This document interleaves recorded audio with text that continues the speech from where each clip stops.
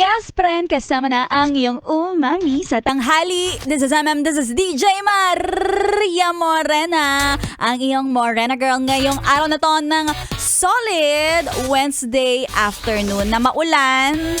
Pero wag ka mag-alala, kahit gaano kalakas ang ulan, tandaan mo, mas malakas ka. Ikaw lang ang sakalam. Solid kay.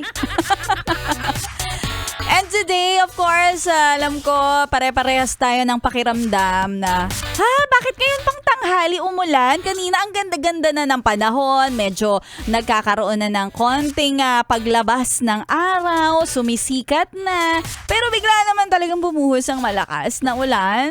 Weather talaga yan. Yes, friend?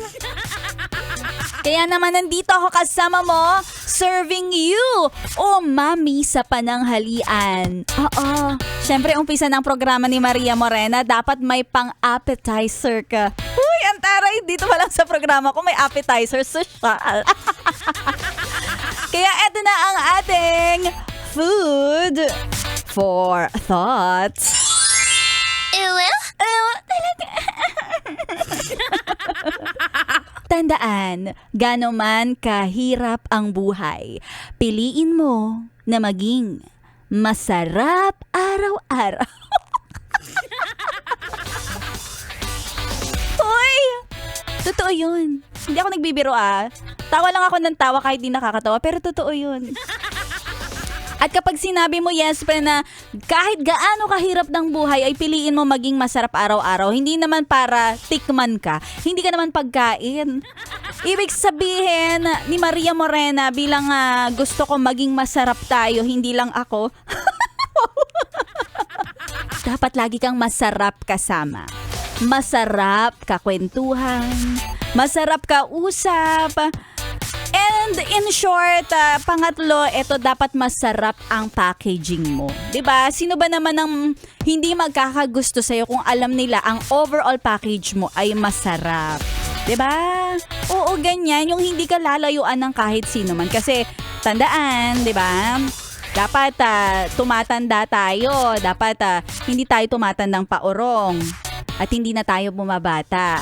At para hindi tayo ipagpalit sa bata, ay nako, talaga dapat alagaan mo ang sarili mo. Magpakasarap ka, yes, friend. And when I say magpakasarap ka, alagaan mo yung sarili mo. Kumain ka ng mga masustansyang pagkain. Huwag mong hayaan magkasakit ka.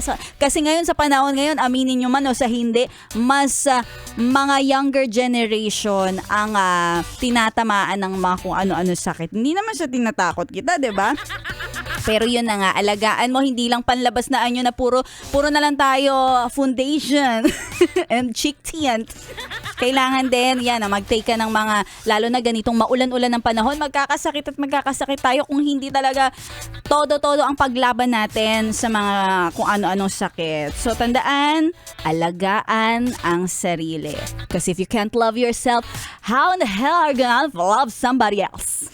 Nagets mo yun?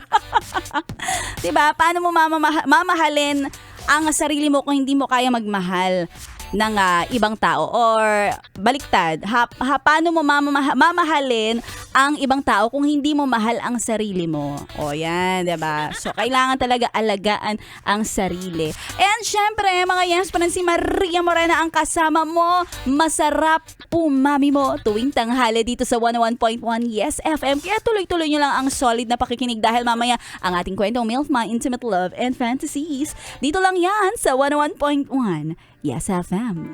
Solid!